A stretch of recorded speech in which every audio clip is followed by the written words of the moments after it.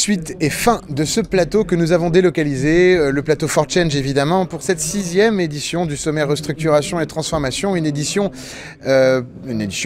évidemment successful, puisque du coup nous avons accueilli près de 800 inscrits tout au long de cette journée. Je remercie infiniment évidemment nos partenaires, les associations, les acteurs, les sponsors et toutes les personnes qui ont bien voulu faire le déplacement pour cette journée riche en rencontres et en contenu. Alors nous venons de faire la plénière de clôture, j'ai à mes côtés, vous le savez, ceux qui sortent de scène et qui ont apporté leurs conseils, leurs expériences auprès des dirigeants qui étaient dans la salle. Tout d'abord, je présente à ma droite Hélène Charpentier. Bonjour Hélène. Bonjour Mathieu. Vous êtes administratrice judiciaire, associée au sein du cabinet Solve, à l'adresse au 41 rue du Four, une adresse bien connue du métier.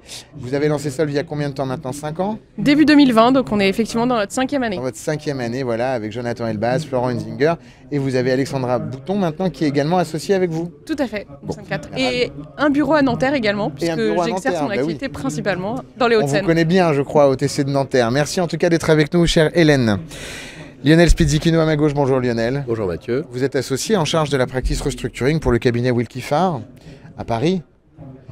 Vous êtes un des avocats les plus réputés de votre génération. Vous accompagnez débiteurs, créanciers, actionnaires, repreneurs. Vous vous êtes illustré sur des grands dossiers, CGG, qu'est-ce qu'on retient d'autre peut-être sur PA, Casino. Voilà, des petits dossiers ouais. quoi. Enfin aussi des dossiers classiques. On adore les dossiers classiques aussi, je peux le dire. Voilà, mais est-ce que le classique existe seulement en restructuring, Lionel? Non, c'est vrai. Chaque dossier est différent et c'est à ça que notre métier est sympathique. Merci infiniment d'être avec nous, avec vous qui représenterez l'axe lawyer. Jean-François Sizin, bonjour Jean-François. Bonjour Mathieu. Vous êtes banquier d'affaires, vous êtes associé au sein de Messier Associés. Vous aviez votre structure, vous êtes un banquier d'affaires bien connu également des tables de négo, de restructuration financière, de distressed M&A. Vous accompagnez vous aussi les plus grands dossiers. Vous avez l'habitude de travailler sur des plus petits par ailleurs, mais vous êtes vraiment au cœur du marché. Merci d'être avec nous Jean-François. Merci de m'avoir avec vous. Et donc c'était une très belle plénière de clôture. Merci en tout cas de l'avoir conduite à l'instant. Alors finalement, vous parlez dans votre sujet, je lis, premier retour d'expérience sur les nouveaux équilibres. Les nouveaux équilibres, c'est des équilibres entre qui? Entre différentes personnes, différents stakeholders. C'est de la gouvernance, c'est de l'alignement des intérêts, c'est du power balance. Il y a des créanciers, il y a des repreneurs, il y a des managers, il y a des actionnaires. Donc on pourrait partir déjà de ces 4 personas. Si vous le voulez bien, on commence par les managers. En 2024, aujourd'hui, après la directive européenne, dans le marché qu'on connaît, comment se sent le manager aujourd'hui, ce persona dans le marché? C'est à vous. Je pense qu'il se sent tout puissant parce que la réforme n'est pas allée jusqu'au bout. C'est-à-dire que la réforme aujourd'hui est une réforme qui se base sur la valeur économique de l'entreprise et où casse la valeur. Et normalement, là où casse la valeur, c'est le propriétaire économique de l'entreprise. Sauf que quand l'entreprise arrive en difficulté, évidemment, la valeur ne casse jamais chez l'actionnaire, sinon elle ne serait pas en difficulté. Donc en réalité, l'actionnaire, le manager n'écoute plus son ou ses actionnaires, puisqu'il sait qu'il n'est plus le propriétaire économique de l'entreprise, mais il n'écoute plus non plus les nouveaux propriétaires de l'entreprise, que sont les créanciers, qu'ils soient sécurisés ou non sécurisés. Et donc le manager ou le board, etc., sont livrés à eux-mêmes et choisissent eux-mêmes la solution. La solution tant en tant que de besoin de new money, qu'en tant que write-off de dette, qu'en tant que repreneur potentiel. Donc en réalité, il est livré à lui-même parce que la loi n'est pas allée jusqu'au bout en disant si tu n'as plus et désolé en bon français, de fiduciary duty vis-à-vis de ton actionnaire, auprès de qui tu dois rapporter et auprès de qui ton fiduciary duty porte. Et il n'y a pas de fiduciary duty du management à l'égard des créanciers et donc ça ne va pas jusqu'au bout. Donc en fait, Juridique, je fais ce que je veux. Exactement. Non, je suis totalement d'accord. C'est le grand gagnant de la réforme d'une certaine manière. C'était pas à mon avis l'objectif, mais effectivement le fait qu'il y ait l'absence de duty of care, qui est quand même le principe de base dans le droit anglo-saxon et américain. Quand les anglo-saxons arrivent en France, ils parlent effectivement de ce qu'on appelle le fulcrum security, donc c'est-à-dire où la valeur casse, et ils disent le management travaille pour nous. Et en fait, on leur dit non, ça ne marche pas comme ça en France. Mais alors ça marche comment? On fait donc Lionel le disait à l'instant, on fait ce qu'on veut, mais il y a quand même un référentiel qui se met en place petit à petit, des pratiques de marché, des market practices que vous appliquez sous couvert de pratiques de marché anglo-saxonnes ou...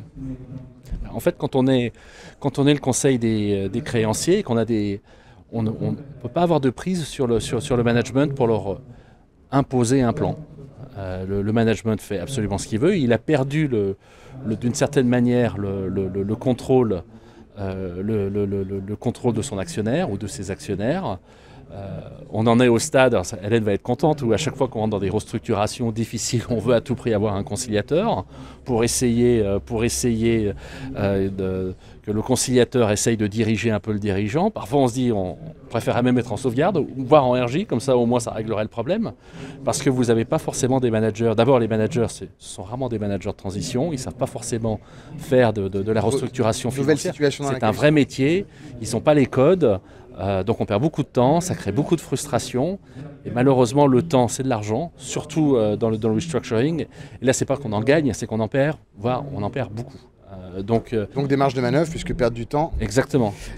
Hélène Charpentier.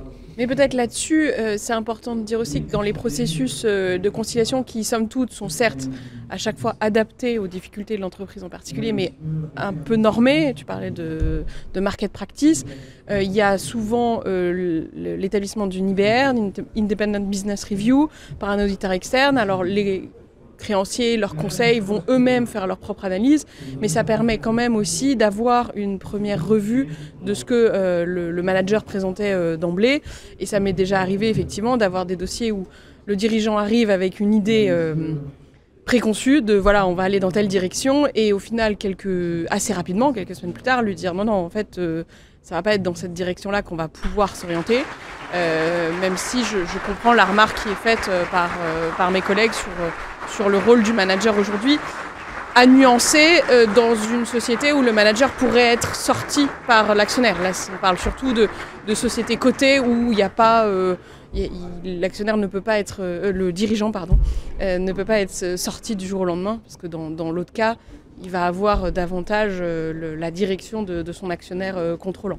Donc un manager tout puissant, une place du conciliateur est souvent jouée par l'AJ renforcée, donc tant mieux pour ce beau métier que nous avons en France et que nous aimons tant, et qui fait tant pour les sociétés en difficulté, et donc un créancier qu'on perçoit très challengé, encore plus challengé, alors même que ce n'était pas forcément l'essence et la philosophie de cette réforme. Alors en fait, ça dépend... alors le unsecured encore plus. Voilà, en fait ça dépend beaucoup. Aujourd'hui, ce qui est central, me semble-t-il, dans la réforme, c'est... où est-ce que la monnaie casse? Est-ce que le créancier va être ou pas dans la monnaie? Et à partir de là, mais il n'y a pas toujours, c'est pas toujours je suis dans la monnaie, je peux mener la discussion, je ne suis pas dans la monnaie, je ne peux pas mener la discussion. Donc c'est important de pouvoir avoir cette idée de valorisation, de savoir où est-ce qu'on se place, même si l'intervenant spécialiste du chiffre qui intervenait avec nous disait il y a autant de valorisation que de classes de parties affectées, donc c'est vrai que il y a plein de paramètres, ça multiplie les points de vue en fait. Le créancier aujourd'hui, ça dépend de sa position. Mais là-dessus, si tu veux, sur le créancier, il y a deux choses, je pense. On parlait du rapport de valo. La valo, on pensait qu'elle était clé. Et elle est clé, effectivement, dans les discussions, puisqu'on est à autant de valo, comme tu le dis, que d'experts indépendants. Mais dans les discussions des négociations, oui, chacun a sa valo et ça permet de cranter les négos. En revanche, le rapport de valo qui est demandé officiellement par la société, le tribunal, les administrateurs judiciaires, on s'est aperçu dans les gros dossiers de place qu'en fait, il arrive après la bataille, car il est donné à tout l'écosystème, les créanciers et tout le monde, une fois que la sauvegarde accélérée est ouverte, donc une fois que le deal a déjà été fait, puisque le deal est fait en conciliation. Donc ça fonctionne, on est assez étonné, c'est une nouveauté.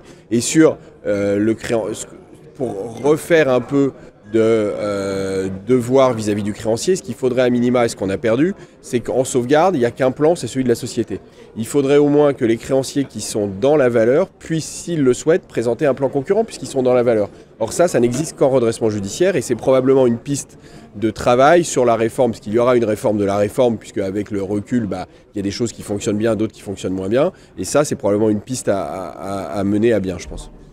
Non, je suis d'accord. Alors sur les plans, dans l'ancien régime, il fallait qu'on trouve un compromis entre tous les créanciers et l'actionnaire. Et parce qu'on trouvait ce compromis, il y avait moins de recours juridique. Dans la réforme, mais bon, l'actionnaire, le créancier qui était senior sécurisé, qui considérait éventuellement la valeur tapée chez lui, ça aurait pu être le cas chez Casino, pour trouver un deal, un consensus, il fallait qu'il paye les juniors, il fallait qu'il paye l'actionnaire. Donc on lui faisait les poches. Ça, la nouvelle loi y a répondu. C'est-à-dire que quand vous n'êtes plus dans la monnaie, vous n'avez plus rien à faire dans la table de négociation. Ça ne veut pas dire pour autant qu'on donne zéro. On ne donne pas grand-chose. Et au moins, on ne perd pas de temps à la négociation. Et ça, on l'a vu sur Casino. Malheureusement, très vite, on a compris que la dette, la valeur était dans les créances sécurisées, donc on n'a pas perdu de temps à négocier avec les autres. Ça, c'est le point très positif.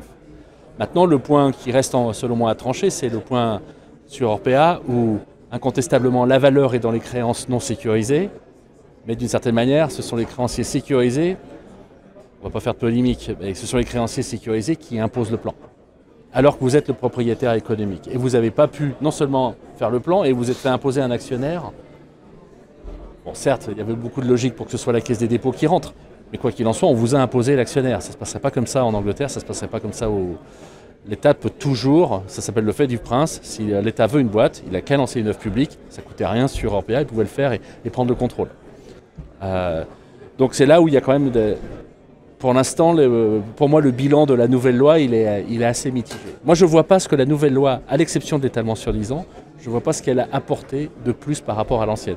Je pense que sur un point, c'est que s'il y a un point qui est positif, c'est qu'avant, on mélangeait, désolé, un peu les torchons et les serviettes. C'est-à-dire que tous les créanciers financiers votaient dans la même classe, dans le même comité. Ouais. Donc des secured, des unsecured. Là, au moins, la loi, elle laisse une flexibilité en disant il faut à minima une classe de secured, une classe d'unsecured. Et elle dit dans chaque classe doit être des créanciers avec le même intérêt économique. Donc c'est assez souple pour trouver des solutions. Mais au moins, vis-à-vis du monde anglo-saxon, ça a du sens, c'est plus compréhensible. Donc ça, c'est quelque chose de positif.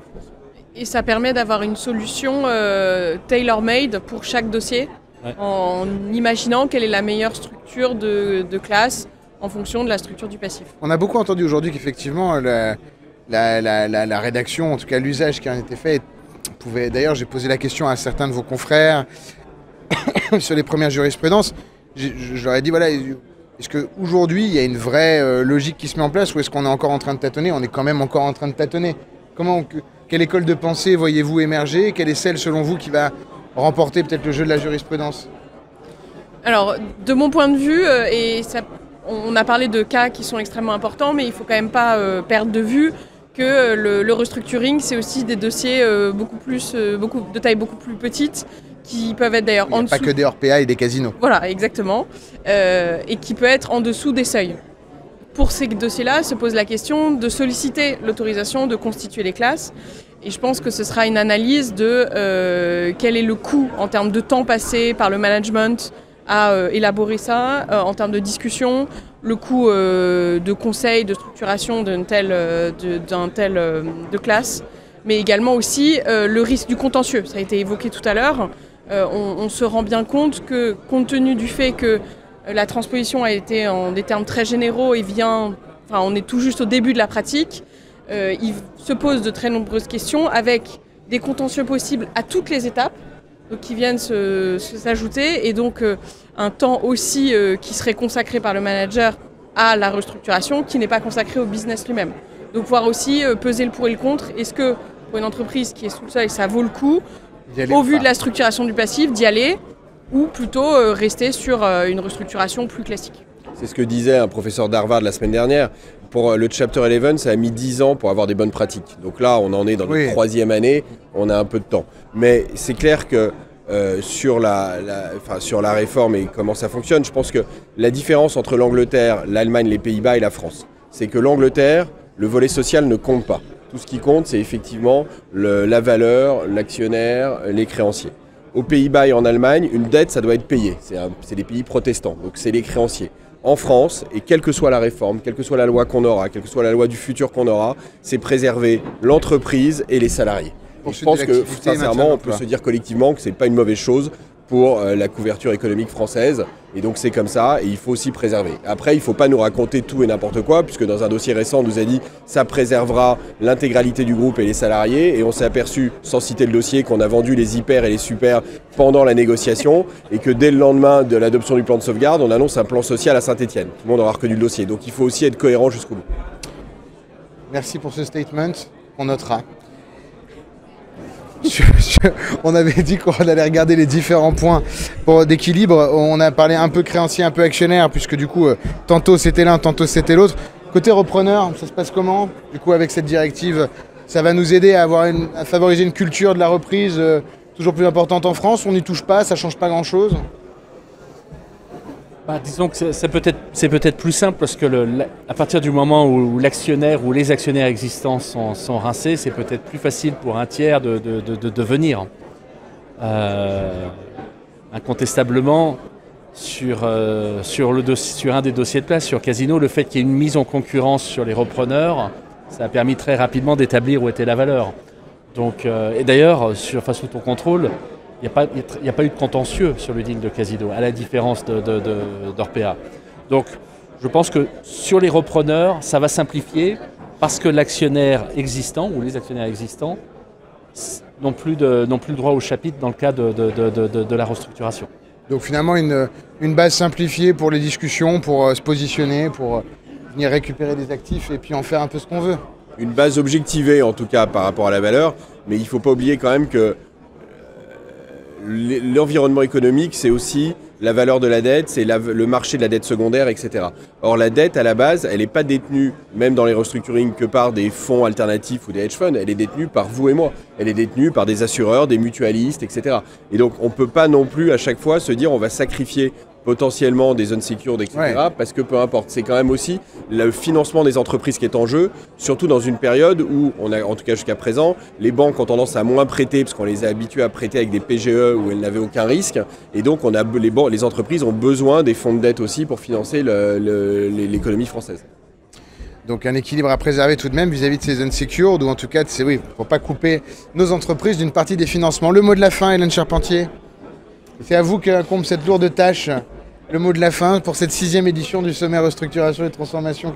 Qu'est-ce que vous souhaitez au marché pour 2024 et pour la suite ? Je souhaite au marché beaucoup de belles restructurations qui nous permettront tous collectivement de nous poser des questions au service, comme ça a été rappelé, de l'objectif principal de sauver des entreprises et de sauver les emplois qui y sont attachés. Merci infiniment. Lionel, Jean-François, vous voulez rebondir là-dessus ou vous trouviez que c'était une très belle conclusion à cet événement ? Moi, je trouve que c'est une très belle conclusion et merci pour cet événement, toujours extrêmement bien réalisé. Merci infiniment Lionel, merci d'être venu, merci à tous les trois d'être présents aujourd'hui, c'était un honneur de vous recevoir. Pour ma part, je rends l'antenne, je vous remercie d'avoir suivi cette émission dédiée à la 6e édition du sommet restructuration et transformation. Nous vous retrouvons dès l'année prochaine pour une 7e édition qui, j'en suis sûr, sera encore plus... pleine de surprises, pleine de retours d'expérience de dirigeants, des meilleurs experts. Merci, à tout de suite sur For Change pour la suite des programmes. Au revoir.